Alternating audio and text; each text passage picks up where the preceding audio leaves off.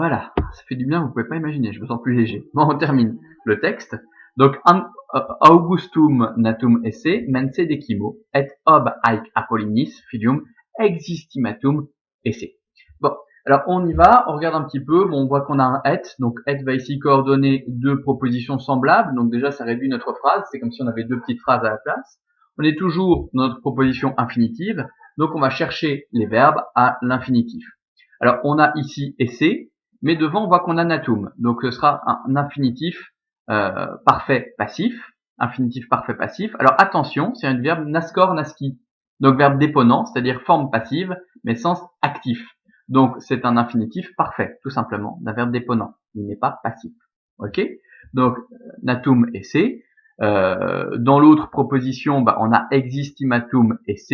Là, on a bien affaire à un infinitif parfait passif. Ok? Bien, on y va. On va chercher le sujet de ces verbes. Donc, on a une seule phrase, mais avec deux propositions, ce qui veut dire qu'on a probablement un seul mot qui sera sujet, mis en facteur commun pour les deux verbes. Alors, il manquait le U de angustum, et angustum est bien notre mot à l'accusatif masculin singulier, c'est le sujet de ces deux verbes. Donc, je lis que Auguste est né, et puis on regarde ce qui nous reste. On ne peut pas avoir un CD ou un CI avec natum, donc on va plutôt avoir un CC avec le verbe naître. Donc mense decimo, est-ce que ça peut être un CC? Oui. Mens mensis, donc troisième déclinaison, avec une terminaison en E, il est bien à l'ablatif, singulier, et decimo est son adjectif, avec une terminaison en O, il est bien lui aussi à l'ablatif singulier. Donc tout cela est à l'ablatif masculin singulier, c'est un CC de temps, que Auguste est né au 10e mois, sous-entendu après cela. Dans l'Antiquité, on n'a pas encore réussi à déterminer le temps de la gestation humaine. Donc on estime que ça va durer entre 7 et 11 mois. On ne sait pas, on n'a pas bien calculé. Donc on estime qu'une grossesse normale dure entre 7 et 11 mois.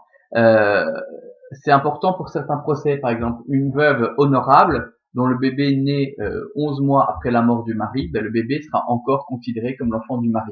Vous voyez. Donc c'est voilà, c'est un peu compliqué, mais c'est comme ça.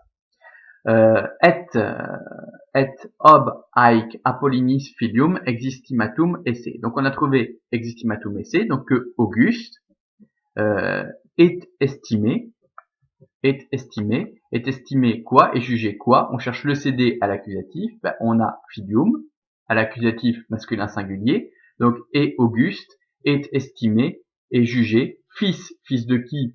On cherche un CN, donc on a Apollinis juste devant, donc CN au génitif masculin singulier, complément du nom filium, et jugé fils d'Apollon, ob plus ablatif, en raison de cela.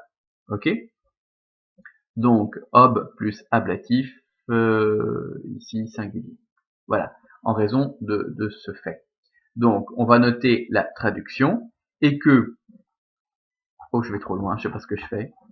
Je commence à fatiguer, en fait. Moi, en fait, si vous voulez, j'ai fait toutes vos séquences de cours pour les 15 jours à venir en même temps. Donc, j'ai pris une grosse matinée pour tout faire, et du coup, je commence à avoir la tête qui tourne un petit peu à force de répondre aux questions. Point virgule, que Auguste est né dans le 10e mois, et que, de ce fait, c'est le ob haec, il est jugé fils d'Apollon. Ok? Bon, voilà. Alors, à cause de la trace en forme de serpent. Bon, alors, de quoi s'agit-il? En fait, tout simplement d'une vergeture.